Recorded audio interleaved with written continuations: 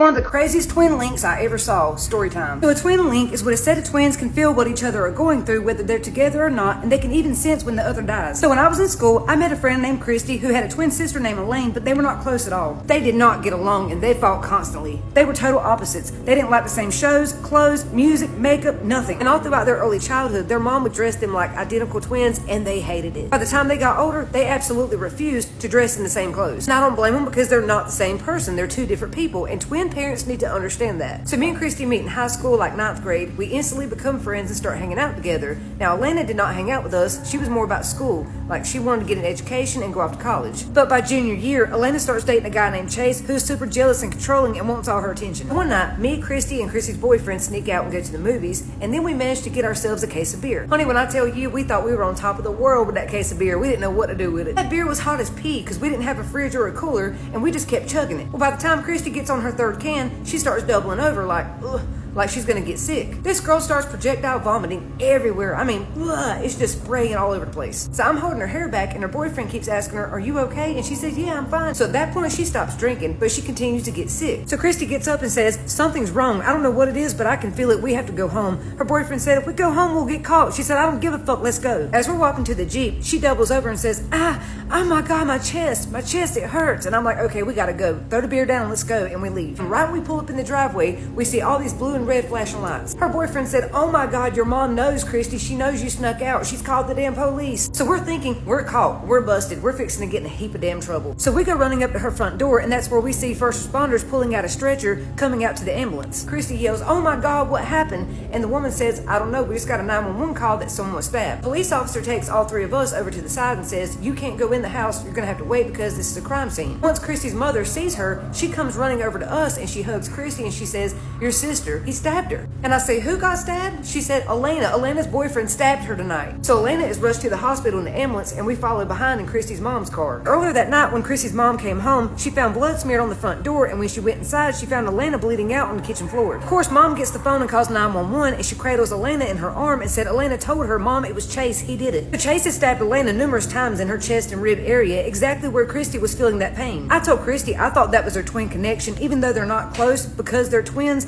Elena's body was alerting Christy that something was wrong. I had heard about twin links or twin connections on TV, but I'd never seen it in person till this. It was wild. Elena had to go through a major surgery that took almost 5 hours, but she went through and she survived. After Elaine got out of the hospital, her and Christy started to get closer, and she told Christy that Chase had been trying to guilt trip her into quitting school and not going to college. When he found out she got into college, he lost it. He threatened to unalive himself, and when that didn't work, gave Elena an ultimatum. Either you quit school or we're gonna break up. And Elena said, you can't expect me to throw away everything I've worked for you. Like, that's not fair. I'm not gonna do that. He said, fine, we're done. And then 2 days later, he followed her home, broke into her house, and tried to stab her to death. He was arrested, and he was charged with battery, assault, and attempted murder, but he only pulled like 2 years for that. And as bad as it was, this brought Christy and Elena together, and they've been close ever since. So if y'all have any wild twin stories, let me know in the comments. These sisters have been terrifying the internet for years, but recently their videos started getting darker. At first, most people thought it was only an act for views. Their clips looked strange, but still believable enough to pass as performance. But over time, their behavior became harder to explain. They began moving in ways that didn't look human, and viewers felt more uncomfortable each time. In several videos, one twin appeared to react before the other even moved. Their smiles often stayed frozen too long, making viewers even more uneasy. Some people slowed the footage down and noticed both sisters changing expression at the exact same second without blinking. Many think something is seriously wrong with these twins,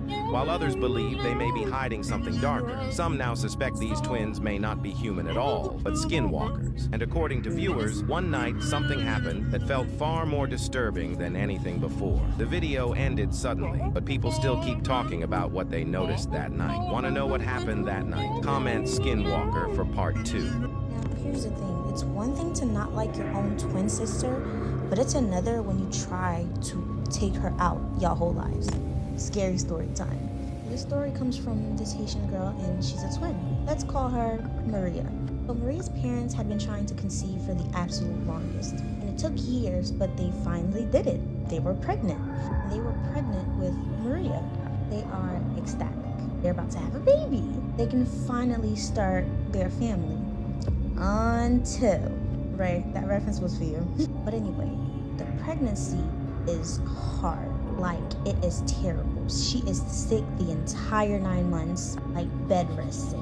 She couldn't keep anything down. It was just bad. She was in a lot of pain. It was a very, very hard pregnancy. Finally, the day comes, Maria decided that she wanted to come out. So they go to the hospital, they do the usual. After hours and hours of labor, she finally gives birth to Maria. She comes out and she's this beautiful, beautiful little girl. They are happy and all the pain that she went through seems like it was worth it. Until Maria's mom starts screaming in pain and she says, I think I'm gonna give birth to something else.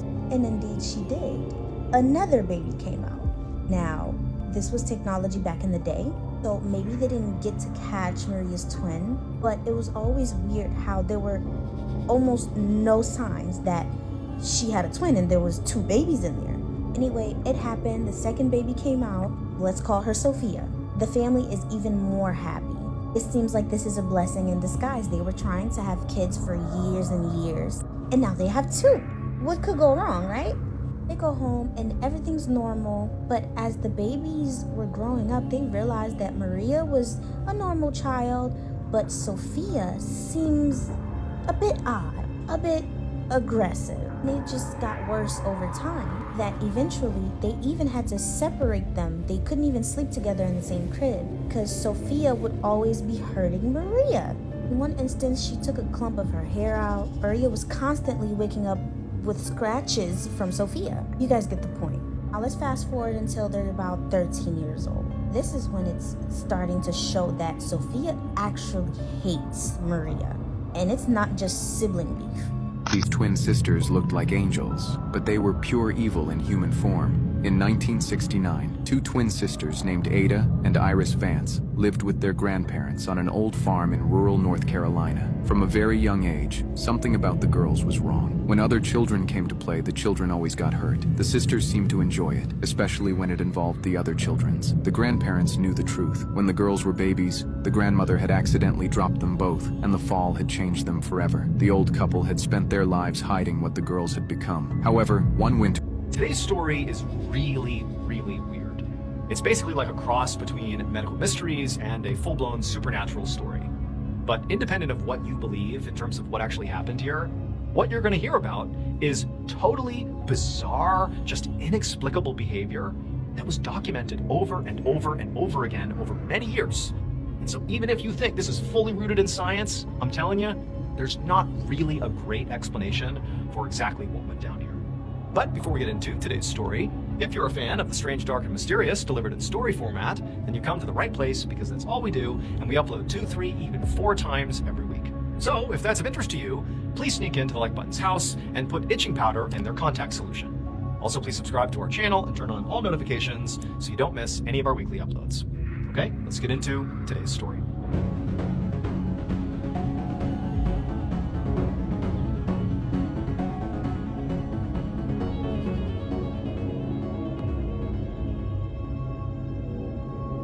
One afternoon in September of 1951, a 53-year-old father named Adolphus Eller carried a large cardboard box from his car toward a boarding house in the city of Winston-Salem, North Carolina. He took the box inside and then went down a hallway and then into the room where his 21-year-old daughters, whose names were Bobby and Betty, were busy unpacking. Now, for Bobby and Betty, they were both really excited about moving into this boarding house. They had recently decided to, at the same time, move out of the home they'd grown up in, which was in a town about an hour away, which is where their dad, Adolphus, and his wife were currently living. They decided to move here and get a job at a cigarette factory. They were both going to work there and live in this boarding house, and it was like a big deal for them. They were, becoming adults. And so for them, they were really excited, but, for their dad, Adolphus, it was bittersweet. On the one hand, he was incredibly proud of them for becoming adults, so to speak. But on the other, it was, sad to see his little girls becoming adults. And so even though they were now, off on their own, they were still together, literally living in this boarding house together and working at the same factory. And so he knew that even though he couldn't be there and neither could their mom, to make sure they were okay, they would have each other, they'd look after each other. And so in a way, he knew they'd be okay. So Bobby and Betty, they were not just, close siblings.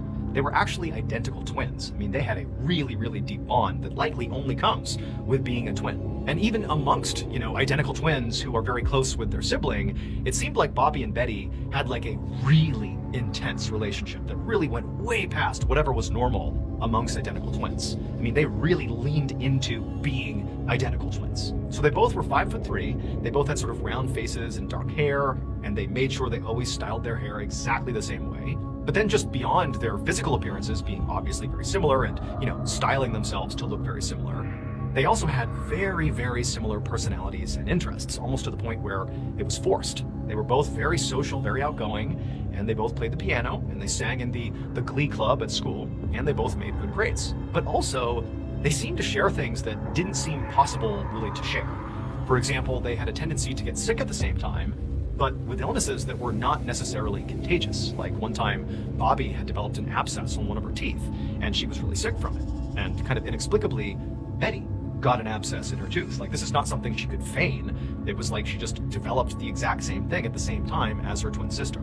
And then any time, although it was pretty rare, that the sisters were different in some capacity, often because it was forced on them in some way, the sisters would very intentionally sort of do things to recorrect and become similar again. For example, when Bobby had to get glasses because she had bad eyesight, Betty begged to get glasses herself, despite the fact her vision was much better than Bobby's, but she still got those glasses so they could be the same. And now, their big move out of the house involved getting the exact same job at the same factory and living in the same room in the boarding house. And so it really was just a continuation of the same behavior they had always exhibited. Now, there was a part of Adolphus and also his wife that, secretly hoped that Bobby and Betty might eventually become more independent of each other. Like, that seemed like the healthy route for them to eventually take. But as he set down the last box of their things on the floor and looked at his daughters, who had the same identical excited smiles on, he actually found himself feeling grateful that they were kind of taking this leap in tandem like they always would.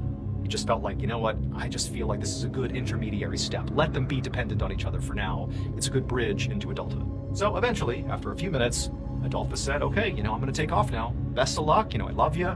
Be in touch whenever you need to. And then he left and he headed back home. 2 years later, Adolphus set the dining room table while his wife finished cooking in the kitchen inside of their home in the small town of Pearl Lear, North Carolina. And Adolphus had just put down the last dinner plate when he heard a knock at the front door. And right away, he felt so excited because he knew that, it's the weekend and my daughters always come to visit me every weekend. That's them. Bobby and Betty are here. They're here for dinner. They're going to stay for the weekend. And Adolphus and his wife, they really cherished their time with their daughters ever since they had left to go to the factory. So Adolphus, very excitedly, heads to the door and he opens it up, and he's really surprised at what he sees. It was Bobby, but Betty wasn't there. And when he said, where's Betty? Is she in the car? Bobby said, no. And also Adolphus took stock of the fact that Bobby had some luggage with her, and she looked really sad, depressed almost. And he said, Bobby, what's going on? And she said, I hated my job at the factory. I hated it, so I just quit, and I'm coming home. And Betty, she doesn't hate her job. She's going to stay. She's going to keep working at the factory and continue to live out there. And for Adolphus, this really is like a huge shift in their behavior. This is not something that these twins ever really did. They did basically everything together. Even if one didn't necessarily want to do the thing the other was interested in, they would often just do the same things, again, to sort of mimic each other and be similar and just do everything the same. And so the idea that they're doing such drastically different things, one coming home and leaving the job, the other continuing to live out on her own, was just a huge departure.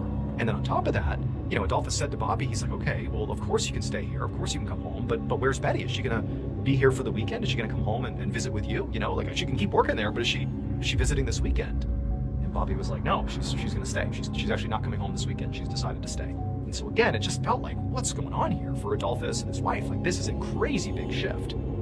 But, very quickly Adolphus said, look, just come on in, have dinner, get situated, we'll talk about this, we'll figure out, what your next steps need to be, but of course you can stay here and everything will be fine. And so Bobby, she picked her stuff up, she came inside, but then she quickly said she was not hungry and did not want to eat with them. And then she just went up to her bedroom, brought her stuff inside the room, shut the door, and didn't come out again. And over the next 2 years, Bobby continued to basically just stay in her bedroom. She rarely left her room. She just closed herself in there and shut down almost entirely. She never talked to her parents about really why she left the factory or what she hated so much about the job that forced her to quit. She didn't talk about anything. She didn't reconnect with old friends or seek out new ones. In fact, she became incredibly introverted. Whereas before, when she and her sister were both living under this roof, they both were very extroverted. They were always out doing social things. And now, Bobby is like a recluse in the room. She also was not showing any sign of making moves to change her current situation. She wasn't seeking a job. She wasn't looking for new opportunities. It was like she sort of had just declined to the point where she just was going to stay in her bedroom in perpetuity. But over the course of those 2 years that Bobby was home, there were several moments where she would sort of snap back and be herself again, the sort of extroverted, happy, social, normal version of Bobby that her parents were used to. And that was when Betty would come home from the factory to visit on the weekends.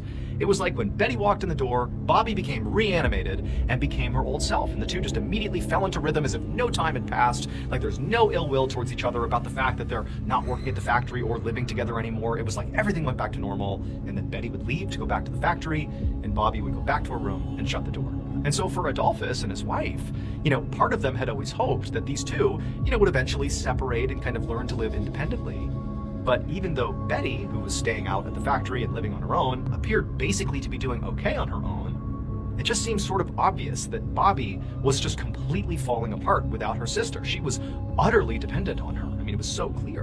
And so Adolphus really didn't know, how this was going to play out. It just sort of seemed like over time, this was definitely getting worse, certainly for Bobby. But around the time that Adolphus and his wife were sort of trying to figure this out, what to do about Bobby, 2 years into her being home, right around that same time frame, so 2 years in, Betty sort of inexplicably came home one Friday and said, you know what, I quit the factory too, and I'm gonna live here as well. And in a weird way, Adolphus and his wife were relieved because it meant that realistically the daughters would almost certainly fall back in step with each other and return to their normal selves. And really for Bobby's sake, it seemed like this would be an enormous, plus in her life. I mean, she really was falling apart here, and they had seen how happy she was every time Betty came home to visit over those 2 years. And so there was a relief that Betty was home. But there was also it didn't really make sense that Betty was quitting her job. I mean, really, it seemed like she liked her job. She seemed to be doing well on her own. Adolphus couldn't necessarily prove this, but he believed that ultimately what Betty must be doing here is what she and her sister always did, which is we will do the same things even if we don't necessarily want to. Like Betty basically was sacrificing her independent life to come back home and be with her sister and sort of fall into step like they always did. That's what it seemed like. But again, it seemed like the silver lining was at least our daughters will be normal again. They'll be happy and healthy again. But that is not what happened. Have you heard about the top 5 twins whose real life stories are creepier than any horror movie? I haven't heard of all 5 of these, so we're going to do something a little different tonight. Instead of a Reddit horror story, we're going to go ahead and read this article that I found on Reddit. But it is Twisted Twins Tuesday, so let's get right on into this one. Twins get a bad reputation from movies. They are shown as either satanic beings or parent-trapping little brats. Well, this reputation may not be completely unfounded. If you feel bad for being so creeped out by twins, let us share with you some of the true stories that range from merely weird to downright bone-chilling. Number 5. Swedish twins inexplicably go insane at the same time. Swedish twins Ursula and Sabrina Eriksson had no history of mental illness and lived normal, happy lives with their respective families. Then one day, Ursula traveled from the U.S. to Ireland to visit her sister, and what followed was a spree of violence and shared madness that resulted in several traffic accidents, one murder victim, and a whole bunch of baffled cops. Sabrina and Ursula were in Ireland when, for unknown reasons, they hopped on a bus to London without telling anyone. The twins were apparently behaving like hooligans whose team had just lost, so the driver kicked them out in the middle of the highway and told them to walk it off. They did just that. They started walking in the middle of the highway, not giving a crap about the speeding cars. At this point, they ran into a group of officers who were being filmed for a cops-like show for the BBC. The cameras captured every batshit insane moment that came after that. The video that follows at times looks staged, but it isn't. There's a real murder conviction to prove it, and that's just how British people talk. As seen in the video, the twins were detained by the cops and appeared calm until Ursula sprinted into the highway and ran directly into the wheels of a truck. Cops hadn't even had time to react when seconds later, Sabrina did the same thing and was struck by a car. That wasn't the end of it. Despite the whole car just struck her thing, Sabrina got up and attacked the officers. It took 6 people to contain her. Ursula was raging too and probably would have done the same thing if, her legs hadn't been broken and stuff. Afterwards, Sabrina calmed down and was behaving so calmly that the cops released her the next day. This proved to be a huge mistake. Hours later, she went on to murder a man who offered her a place to stay and then launched herself from a 40-foot bridge. She survived somehow and was sentenced to 5 years in prison. Why only 5 years? Because lawyers had no trouble proving that she was crazy as all get out when all of this happened. But if Sabrina was the crazy one, why did Ursula jump into the highway too?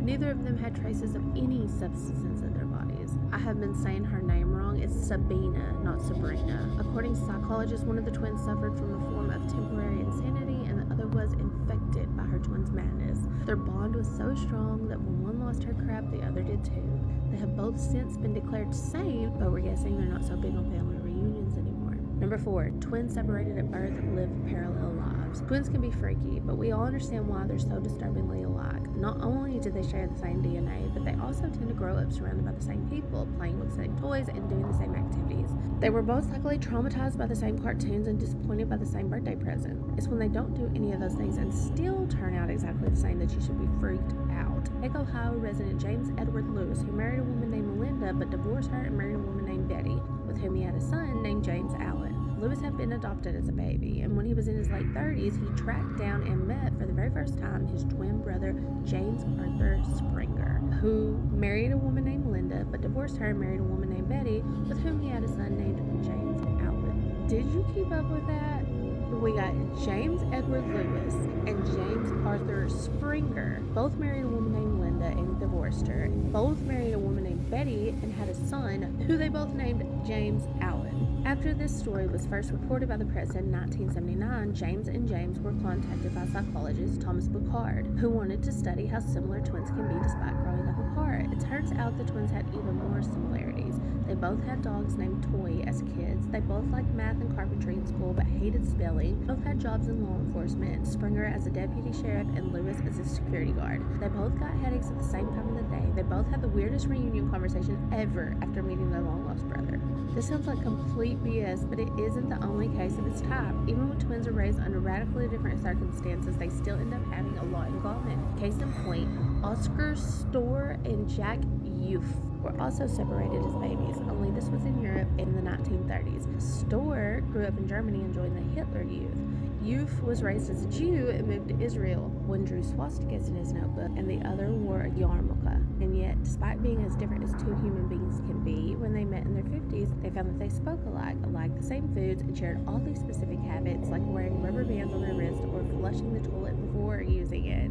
Experts think that this isn't so weird. Storr and Youth are genetically identical, so it's normal that they would react the same way when exposed to the same everyday experiences: foods, rubber bands, toilets. The fact that one was Jewish and the other was a former Hitler fan is irrelevant, genetically speaking. Number 3. One twin does the crime, the other does the time. In 1993, police arrested Ronald Anderson for assaulting his estranged wife. The only problem was that Ronald Anderson had already been arrested for the same crime days earlier, and records showed that he was currently serving his 6-month sentence in prison. They checked, and he was still there. Before the time travel division could be called to untangle their apparent paradox, though, a friend of the wife puncher cleared everything up. Ronald had a twin named Donald, who had a habit of going to jail for his brother's crimes. In total, Donald says he voluntarily served 4 sentences for Ronald simply because he loved his brother and believed he wasn't ready for prison life. It all started in the 70s when Ronald signed up for the Army and went through months of training, only to decide at the last minute that he didn't want to be shipped off to Korea to serve as a helicopter mechanic. Ronald said, "What the heck, I'll go for you." He fixed a few cars in his neighborhood, so how hard could a helicopter be? Since no one caught them, Donald became a crew chief in Korea. The twins kept pulling the old switcheroo every time Ronald got into trouble. Donald had some run-ins with the law himself and insisted that his bro was too soft and delicate to spend time in prison, despite the fact that Ronald was a violent criminal who repeatedly threatened to murder his wife. When a judge told him to cut the shit out and sentence Ronald to 6 months in jail, Donald once again stepped up and turned himself in, pretending to be his brother. Apparently, they didn't bother to check fingerprints because they didn't know he had a twin, never mind one stupid enough to take his place. Unfortunately for Donald and his apparent prison-loving brother, Ronald got himself arrested 5 days later for attempted murder, battery, and robbery, and was sentenced to 14 years inside, in addition to the 6 months he tried to skip. Investigators worked on the thesis. The twins had planned everything to give Ronald an airtight alibi to murder his wife, but eventually realized that it was a case of extreme brotherly love. Meanwhile, Donald still maintains that he would love to serve jail time for his brother if he could. Number 2. Twin brothers marry twin sisters, produce twin babies. Twins love to do everything together, but there's a point where you have to draw a line and give yourself some privacy. Otherwise, stuff like wedding nights and colonoscopies could get pretty uncomfortable. That line did not exist for identical twin brothers Craig and Mark Sanders, who got engaged on the same day, got married in the same ceremony, and settled down to live in adjacent houses with a pair of identical twin sisters. One couple then went on to spawn some identical twins of their own. This sounds like a plot of some terrible sitcom starring the grown-up Olsen twins with Charlie Day and Zach Galifianakis as the husbands, probably, but it's real. It was actually the wives who insisted on doing everything together. Poor Craig and Mark probably hate each other's guts by now. Mark first met his fellow twins, Diane and Darlene Nedemeyer, at the annual Twins Day Festival in, of all places, Twinsburg, Ohio. striking out and in need of some reinforcements, he rescued the situation by running back to his hotel room to inform his brother Craig that he had 2 born twins waiting for them at the bar. After the obligatory high fives, the brothers hurried back and immediately headed off to the ladies, with Craig hooking up with Diane and Mark with Darlene. The couple started going on dates together and even shared their first kisses at a baseball game. Presumably, one of the couples just went along with it so it wouldn't be awkward. While on a double date at a casino, the twins won several thousands of dollars and decided to take that as a sign. They all got engaged right then and there. Since Diane and Darlene had never lived apart, after they got married and enjoyed ceremony, Craig and Mark agreed to move into adjacent houses with no fences. Diane and Craig later had twin boys, while Darlene and Mark gave birth to 2 non-twin girls, with one other kid thrown in there somewhere to ruin the perfect symmetry. Great job, kid. Today they enjoy beating everyone else at Twins Days every year and confusing the hell out of neighbors. And number 1, the silent twins were creepier than the ones in The Shining. Twins Jennifer and June Gibbons became notorious in the 80s when they carried out a 2-woman crime spree at the age of 18 that resulted in both sisters being declared psychopaths and sent to England's most famous high-security hospital for the criminally insane. However, they already had plenty of experience being creepy before that. As kids, they were known as the Silent Twins because they refused to speak to anyone but each other, and even then they used their own secret language that no one else could understand. Born to Barbadian parents and raised in Wales, Jennifer and June refused to read or write in school, but at home it was the opposite. They read voraciously and filled dozens of diaries with writing, including full novels and names like The Pepsi-Cola Addict and Discomania. Like all children, they liked to play games, but rather than settling for Barbies or Monopoly, they had bizarre rituals where they decided which one would wake up in the morning first or which one would breathe first, and then the other one wasn't allowed to do anything until the first one did so. Their relationship was complicated. On one hand, they were best friends, and on the other, they occasionally tried to kill each other. Jennifer tried to strangle June with a cord of a radio, and June responded by throwing Jennifer off of a bridge. Their odd behavior escalated as they grew older and turned to petty theft and arson. It was at this point that their parents realized there might be something wrong with the girls and agreed to have them committed, and if they hadn't, the authorities probably would have insisted. It was toward the end of their 14-year stay at Broadmoor Hospital that the twins would pull off their magnum opus. One day, they told their only friend, journalist Marjorie Wallace, author of their biography published years later, that one of them wouldn't make it out of the hospital alive. Jennifer just looked at Wallace and said, "I'm going to die. We've decided." You see, the twins had decided that they could never be free or normal as long as they were both alive, and so, according to Wallace and later interviews by a reformed June, Jennifer agreed to be the one to die. And what do you know, on the day that they were being transferred to a lower security hospital, Jennifer suddenly passed away from a rare heart problem that was never fully explained. As predicted, June became considerably less creepy after she stopped being a twin, and today she lives a quiet life with her family, which somehow just makes all of the above even weirder. And that's all of them. And that was Twisted Twins Tuesdays. 6 different stories of crazy twisted twins and their real lives. I will be going back to Reddit horror stories though, because that's what I really like to do. Y'all come back. Tomorrow is Alice World Wednesday. We're going to tell another story about a non-human entity. I don't know which kind yet, but we're going to figure it out.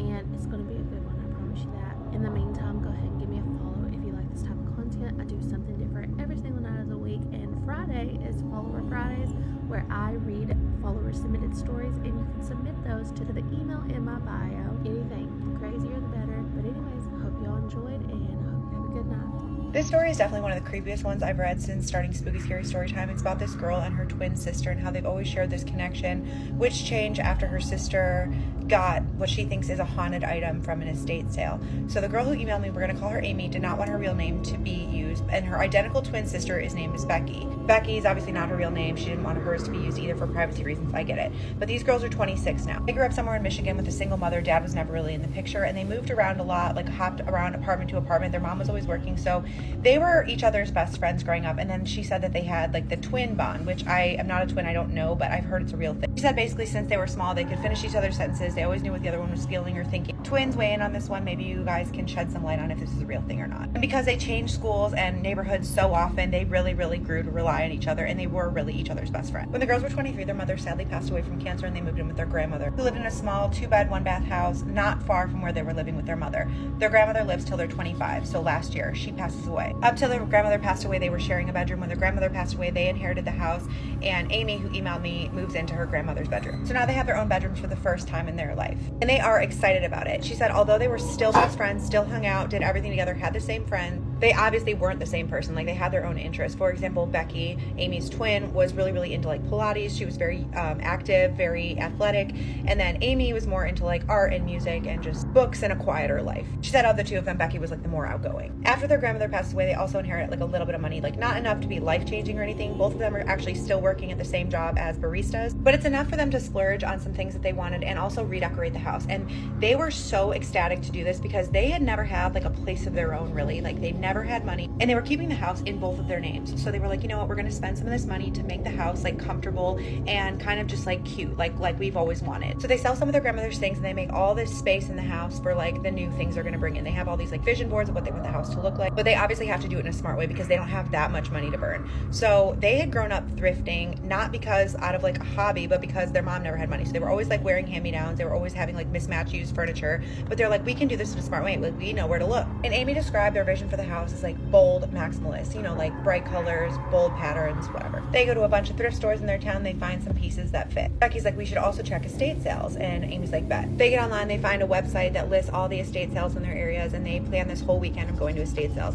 The first two they go to, they find a chair and a mirror, but that's it. But they're really excited for the third estate sale, which is this huge estate mansion. They pull up. There's already a ton of cars, a ton of people. Apparently it was like a predominant family. The last person in that family had passed away, and it was like all of their leftover things. So they walk in and look around. It's all this really nice solid wood furniture, a lot of really expensive art, and they look at each other. They're like, there's no way we're going to be able to afford this. There's one lady running the show. She's like running around frantic, talking to all the people there, looking at everything. They find this set of like bright yellow couches that they wanted, and they ask the lady, and she tells them it's like $12,000. So they're like, yeah, no. They were walking around for a little bit. Amy said what really stood out to her about all of the art was that it was very like evil looking. There were a lot of images of what appeared to be like demons coming up from the earth, and like children with grimaces on their faces, and then like saints in cloaks. She said just like not a good vibe for the art. So they can't afford anything anyway. She tells Becky like, hey, we should leave. Becky's like, all right, well, let me just like look in the bedroom real quick. I just want to see if there's anything like little, like maybe we can find something like cool, like a little trinket or something. So she walks in one of the bedrooms, and there's like a jewelry box and with all the contents laid out. They're looking over the jewelry. It's all very gaudy, like neither of their styles. And there's a little sign that says inquire for pricing on individual pieces. So Becky's eyes come across this little Victorian brooch. This is not the exact brooch, but this is the picture that Amy sent me and said it looked like this. It was a black silhouette with a white woman in the foreground. She said the one Becky found though seemed to be different in that the woman seemed to be like grimacing. Becky picks it up and shows Amy. She's like, oh my God, I have to have it. And Amy rolls her eyes. She's like, you're not gonna be able to afford it. And Becky's like, I'm just gonna ask how much it is. She brings it downstairs. She shows the lady running the show who's still like frantically running around talking to all the buyers. And she's like, hey, how much is this? I found it upstairs by the jewelry. And the lady like can't be bothered. She's like, just take it. So Becky's like, that. She like doesn't think twice. She's like, it's mine. And Amy's like, I can't believe you just got that for free. And she's like, yeah, like I manifested it. So they leave. Amy's driving home. Becky's looking at the brooch. She's like admiring it. She's trying to look up if it's worth anything. And she's just like, I feel drawn to it. Like I feel like it was meant for me. Amy said she didn't think it was that cool, and she like did not understand her excitement. They get home, whatever. Amy's boyfriend comes over that night. Okay, so he's sleeping in her bed with her. They go to sleep. She has a nightmare while she's sleeping about the brooch. She said she was looking at it on Amy's dresser, and she picked it up, and the woman in the brooch turned to look at her and scowled at her. And then she started talking, but she said she can't remember what she said in the dream, but she remembers it was a warning. So she said she thought she woke up from this dream. She sits up in bed. She wakes up her boyfriend, and her boyfriend turns over, but his face is the woman's face. And then she really woke up. So she had like a dream within a dream. She's obviously unsettled by this nightmare, so she tries to fall back asleep, but she said when she closed her eyes, she just saw all the demons and like the grimacing children from the painting she saw at the estate sale. So she doesn't really sleep well that night. She wakes up. Becky's already awake because she's going into a shift at work. She's dressed, and she has attached the brooch to like a strap on the purse that she always wore. She bounces out the door. She's like, I'll see you after work, and she leaves. Amy's out that day, but she goes out to run errands and like hang out with her boyfriend. She's sitting on the couch at her boyfriend's house when she gets a text from her friend, and her friend says, hey, are you too good for me now? LOL. Amy texts her back, and she just sends her like a question mark. And her friend's like, oh yeah, I said hey to you at the park and you ignored me. Amy's like, I wasn't at the park. And her friend texts her back, and she's like, oh, it must have been Becky. But Becky's supposed to be at work. So Amy texts Becky, and she's like, hey, did you get cut early? And Amy texts her back after like 20 minutes, and she's like, no, I'm still here. It's so slow. Amy said it was pretty common for them to be mistaken in public for each other because they were identical. So Amy's just like, okay, weird, like must have been somebody else who looked like us. She doesn't think too much into it. That night though, she has the same dream about the woman with the brooch, and this time she has a warning that Amy actually remembers. It's the same thing. She's looking at Becky's dresser. She sees the brooch. The woman in the brooch turns to look at her and says, you have what's mine, give it back. And again, she wakes up from this dream, and she's just like, what is going on? So the next day she tells Becky, like, your brooch is giving me nightmares. I don't know why it creeps me out, but like I have these dreams about it. Becky jokes with her. She's like, oh, you're just jealous that I have it and you didn't get it. And Amy's like, no, I honestly don't even really like it. Like I just don't like it. It's creepy. And Becky gives her this little lecture, half joking, about how Amy's the one that likes art. She should appreciate different art and jewelry and styles from different decades. Becky doesn't get rid of the brooch. Weeks go on, she continues having this dream, and then one night she wakes up to Bella, which is their dog, which they share, and Bella is howling. She said although they shared Bella, Bella was more Becky's dog. She just liked her more. She always slept with her. But that night, Bella comes running out of Becky's room and she jumps in the bed with Amy and her boyfriend. She was shaking and whimpering, and she really had never displayed any type of anxiety before. So Amy did her best to calm her down, and she goes back to sleep. After that night, Bella continued sleeping with Amy, like refused to go near Becky, and Becky couldn't figure out what was wrong, and her feelings were kind of hurt by it. She's like, she's my dog. Things got creepier when this guy that Becky had been seeing had one of her sweatshirts that she left at his house. And he texted them in a group chat and was like, hey, I'm gonna bring over Becky's sweater. Both of the girls were out, so they text him like, hey, we're not home, just leave it at the doorstep. Both of the girls were working at the coffee shop when he texted them this. He's like, okay, cool, I'll just leave it on the doorstep. Later that night, Becky gets off work. She texts her boyfriend. He's like, I thought you were mad at me. And she's like, why would I be mad at you? And he's like, when I saw you earlier, you seemed upset. She's like, what are you talking about? So she calls him, and Amy said the phone call was in front of her, like he was on speakerphone, so she heard it. But basically, he said that when he came over to their house to drop off the sweater, Becky answered the door, and she took the sweater from him, but she didn't say anything to him. Apparently, he was like, oh, you're off work early, like, let's hang. And she just, like, ignored him, like, was so cold, took the sweater and went inside. Becky's like, I've been at work all day. And he's like, cool, was it Amy? And she's like, no, she's been at work all day with me. So they get home, and the sweater is on the couch. So they're like, what the F is going on? Because nobody else lived there. He did not have a key to their place. They ruled out the fact that he was, like, playing some elaborate joke on them. The whole thing was really rubbed them the wrong way. They go out that night, and they buy some Ring cameras. Not long after that happens, Becky's at work one day. Amy's at the house by herself. She's sleeping in because she said sometimes they work together, but usually Becky worked in the mornings and Amy worked at night. She's in her bed with the dog, scrolling on her phone. She had just woken up, and she said she saw Becky walk past her door, which was like half cracked open, into the bathroom. This was like 2 hours after Becky was supposed to leave for work. So she calls her. She's like, Becky, why are you here? He doesn't say anything. So she gets up, she walks out of the hall, and she said directly to the right of her bedroom door was the bathroom. She looks in the bathroom and Becky's not in there. She says 100% she saw Becky walk past the door. It wasn't like a shadow, it was Becky. She's obviously freaked out. She calls Becky. Becky's at work, so she doesn't answer. She texts her back. She's like, what's up? I'm at work. You know this. Amy's like, did you come home? And Becky's like, no, I'm at work. I've been here for like 2 hours. So she's too freaked out. She leaves. She goes to her boyfriend's house. She comes home later that night when Becky's also home. Becky's out in the living room watching TV. Amy is sitting on the floor in her bedroom, like with the mirror, doing her makeup. She's on FaceTime with one of her friends. She's telling her about this experience she had. Her friend cuts her off at one point and she goes, oh, hey, Becky. Amy looks in the phone in the little FaceTime window and she sees Becky standing behind her. So she turns around and nobody's there. And her friend's like, rude, she could have said hi. And she's like, she wasn't there. So Amy runs out in the living room and Becky is still sitting on the couch watching TV. She's like, were you just in my room? And Becky's like, no, I've been watching the show. She said this continues to happen. She continues seeing Becky where she's not. She has no idea what's going on.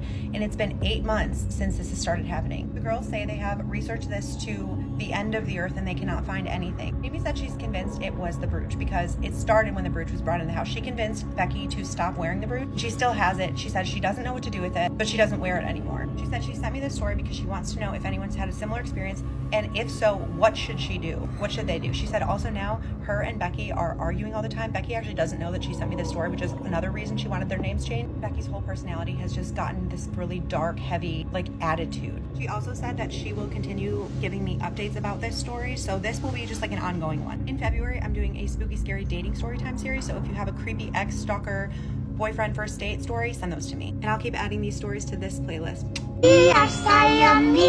If you please. If there's one account you really shouldn't watch before bed, it's this one. I stumbled across it by accident, and honestly, it's the most unsettling thing I've seen online in months. At first, it looks harmless, just two girls dancing to trending sounds, nothing out of the ordinary. But the longer you watch, the more wrong it feels. Almost like the videos start watching you back. Their names are Evelina and Lola, conjoined twins, at least that's how they introduce themselves. But here's the part that messes with your head. In every new clip, their proportions look different, not slightly, drastically. One day they're the same height, the next one seems taller, or their arms are longer, or their faces look just a bit off, like you're seeing alternate versions of them stitched together. And people in the comments are losing it. Some swear the twins are doing this on purpose, using tiny, almost invisible tricks to trigger that creepy, stomach-tightening feeling you can't explain. Others think it's something way worse. All I'm saying is, don't watch their page in the dark. There's something about those videos that sticks with you long after you scroll away. We are Siamese, if you please. Don't even think about checking their account before you go to bed. I'm being completely serious. I came across this profile completely by accident, and it's honestly one of the most disturbing things I've ever seen on the internet. I'll explain everything in this video. But first, you should know that I can only protect my subscribed who have commented their first name, liked, and shared this video. They call themselves the Siamese twins, if you can call them that. At first, everything seems completely innocent. Just two girls dancing to random songs, smiling, and doing everyday things. But the longer you watch, the stranger it gets. In every new video, their height seems to change. Not just a little, but dramatically. Sometimes one looks much taller, then much shorter. Sometimes their body proportions seem completely unnatural. People in the comments say they couldn't even make it to the end of the videos. There's something deeply unsettling about them. It's like your brain can't figure out what's wrong, but somehow it knows that something isn't right. Their names are Evelina and Lola. Some people claim it's all just an illusion, part of a psychological experiment designed to make viewers feel uneasy without understanding why. Whatever it is, it works. So, would you dare to watch one of their videos all the way to the end? These identical twin brothers were pure evil. Back in the 1960s in the hills of West Virginia, there were two brothers named Bubba and Pickles who were identical twins. They lived on a large rundown property with their mother named Granny Sue. Over the years, the brothers caused nothing but trouble in the community and were disliked by almost everyone, spending plenty of time in and out of jail. But one day, in 1964, their mother Sue became seriously ill, so they called a local doctor named Chester Wiggins to come help. After only a few minutes of being there, Sue sadly passed away from her illness. When the brothers found out, they became upset, and after a brief moment of grieving, they looked at Chester and said, "You hurt Mama." Chester tried explaining that she was already very sick, and there was nothing he could have done, but they kept repeating, "You hurt Mama." This time, however, they were walking toward him. Chester tried to run, but was quickly grabbed and dragged into the basement cellar. To his horror, there were already people down there, townsfolk who had disappeared over the previous months. After several days trapped in the cellar, the brothers came down and asked for a volunteer to help move their mother into the backyard. Seeing a chance to escape, Chester agreed. But as soon as he reached the top of the stairs, he made a run for the front door, only to discover it had been nailed shut. Moments later, he heard the brothers standing behind him saying in unison, "You're about to see Mama again." Could you imagine having twins just for them to turn out to be your worst nightmare? Y'all better have your snacks. Hey, snacks. English is hot. Anyways, y'all better have y'all snacks ready because it's scary story time. For today's snack, we have the same one. It's Cars Sweet and Salty Mix. It's like nuts or something, I don't know. Anyway, so there's this wife and husband and they're pregnant. This is their first baby and they're so excited about it because they have been trying to have a baby for like a really long time. When they found out, like, everybody rejoiced, their family rejoiced. Then they find out that they're actually having twins, so it's even better. After years and years of trying, not only do they get one kid, but they get two. Everyone is so happy for them and they're getting prepared. They're buying clothes, getting the nursery ready, all of that. So fast forward to the wife being 8 months pregnant. So one day she goes to the market because she's about to cook. As she's in the market, she's shopping and she sees this seller that keeps staring at her. She doesn't really pay it any mind because she's a pregnant woman. People stare, especially when you're pregnant with twins, right? Because she's huge. But that seller happened to have the exact type of spinach that she wanted to buy. So she goes to the seller and she's, asking how much. The seller doesn't even say hello. The seller immediately asks her, "When are you due?" And the wife is like, I don't even know if I want to tell you that now. The seller tells her, "I'm trying to save your life. When are you due?" That kind of took her by surprise, and she's like, okay, you know what? Maybe I don't need the spinach that bad. She starts to walk away, and the seller asks her, "Are you due on this and that date?" And it was the exact date that she was actually due. And mom turns around like, "How do you know that? Who are you? Like, why are you questioning me right now?" The seller looks at her and goes, "You don't even know what you're in for. You're carrying the children of Damballa." Now, if y'all don't know, Damballa is a serpent god, known to be one of the most evil entities to exist. Mom immediately gets mad. I'd be mad too if somebody told me the children I'm carrying are of Damballa. At this point, mom is going off. The wife is going off on the seller. The seller's like, "I apologize. I didn't mean any harm, but you should know. I understand you're mad and I understand nobody wants to be, somebody to talk bad about their kids. But I'm telling you the truth and you need to get protected now. You need to do something now because Damballa has already put their hands on your twins. I understand that this is not what you want to hear right now, but you will know that I'm telling the truth because your children, your twins, will be born under a full bloody moon." At this point, mom is calling her crazy, all types of crazy, mad, and she leaves the market. Like, she don't even want to shop no more. She leaves. She goes home. She explains to her husband her interaction today at the market. She also speaks to her mom about it. Now, her husband is like, that was just some crazy lady. She don't know what she's talking about. But the moment she told her mom instantly got scared. Her mom is like, we should do something about this. We should listen to her. And the wife is like, no, we're not going to listen to her, because if we listen to her, then that gives what she said power. And mom is like, but what if what she said is true? That's not something to be played with. You may not even make it through birth. Wife don't want to hear none of that. She dismisses her mom. And a little bit of time goes past, maybe 2 to 3 weeks, getting prepared to give birth. And then wife finds out that the day that she's supposed to give birth is going to be a full bloody moon. Everyone in town feared the twins who lived in room 12. They looked innocent. Same blonde hair, same blue eyes, same creepy smile. One night, a babysitter heard giggling from upstairs. When she checked, both twins were asleep. Then she heard giggling behind her. Slowly, she turned around. The twins were standing at the end of the hallway. "How did you get here?" she whispered. They smiled. "We never left." The babysitter ran downstairs and called their parents. Silence. One twin pointed to a family photo on the wall. The babysitter froze. The twins in the picture were wearing black funeral clothes. The date underneath read, October 13th, 1998. The twins died 20 years ago. The lights went out, and the giggling started again. The next morning, the babysitter was gone. My twin sister and I have a terrifying secret. I'm Robert, and my twin sister is Laura. Our family of 4 lives in a mobile home. We move every day along the roads through towns, cities, and state. My parents always choose empty lots or wooded areas for the family to spend the night. My sibling and I didn't attend school like other children. Instead, we followed an online program. It may sound deprived and unfortunate, but my family was still very happy for 13 years. One evening, after our parents went to sleep, my sibling and I snuck into the forest to play. Because we spent 90% of our time in the van, we were very curious about everything around us.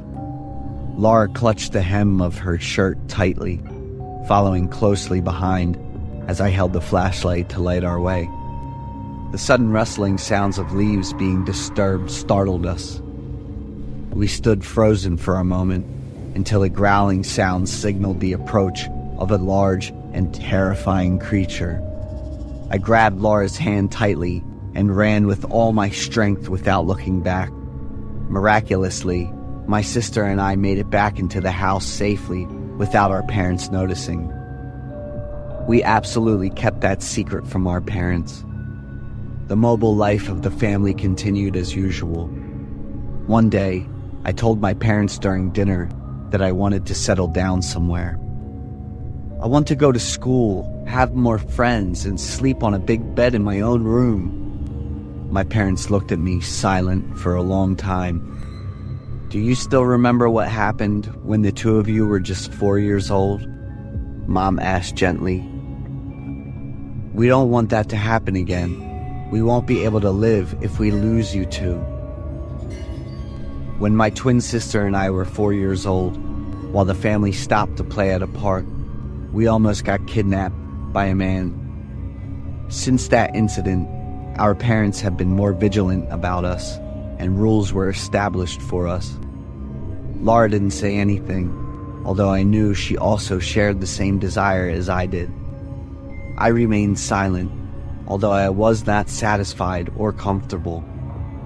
Several months passed with our mobile life until my sibling and I were about to celebrate our 15th birthday. That day, my parents parked the car in an empty lot and instructed my sibling and me to stay put in the car until they returned. Laura tidied up the car to decorate for the birthday, while I lounged on the bed with my gaming console. A moment later, Laura called me urgently. Robert, come here quickly.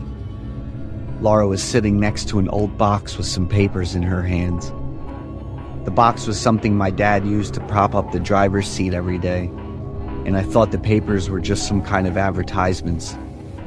But Laura handed them to me with a very serious expression. That was our birth certificate, but our parents' names were Owen Taylor and Anna Taylor, while our current parents are Maria and Louis. There were also a few old newspapers.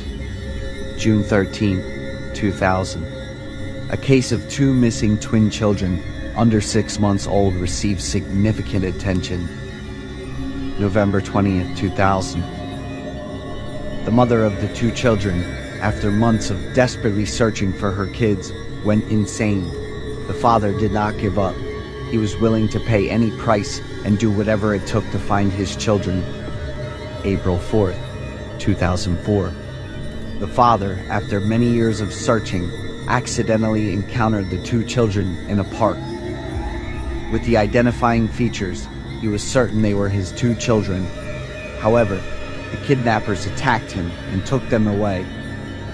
Once again, the man fell into despair as he lost his children for the second time. There is a hand-drawn sketch of the 2 kidnappers in the article, and it's shocking how much it resembles our current parents by about 70%.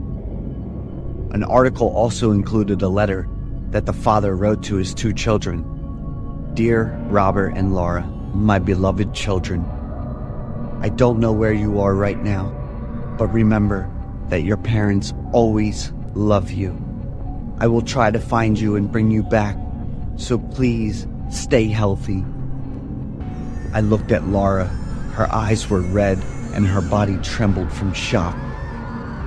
I didn't think much, grabbing Laura's hand and ran out of the car, running fast and far to a police station to ask for help. We were kept at the police station for our safety. Laura couldn't stop crying. I knew she was very scared. That very night, a man came to the police station. He looked at us for a long time before kneeling down and bursting into tears. He was our biological father. Our adoptive parents were wanted and captured 2 days later after going into hiding. It was difficult, with feelings of guilt and regret, as we had reported the people who had taken care of us for 15 years. But according to the police, we would soon have been sold by that couple as valuable goods. My brother and I were taken back to our hometown in Ohio, living in the spacious house we had long dreamed of. Although there are still distances and unfamiliarity, we will gradually adjust because we know that this place truly has the love of family. Don't scroll any further, and whatever you do, don't look up their account before going to bed. I'm not joking. I stumbled on this profile by accident, and it's easily one of the most unsettling things I've ever seen online. They call themselves the Siamese twins, 2 girls who seem harmless at first, just dancing, smiling, posting everyday clips like everyone else. But the longer you watch, the more your brain starts to itch. In every new upload, their heights change drastically, almost unnaturally. Sometimes one girl looks abnormally tall, sometimes disturbingly small, and their proportions never stay the same. People in the comments say they couldn't even finish a single video because something feels wrong, like your mind knows there's a glitch, but can't explain it. Their names are Evelina and Lola, and while some say it's just editing or part of a psychological experiment designed to make viewers uncomfortable without knowing why, it works a little too well. So the real question is, would you dare to watch one of their videos till the very end alone in the dark?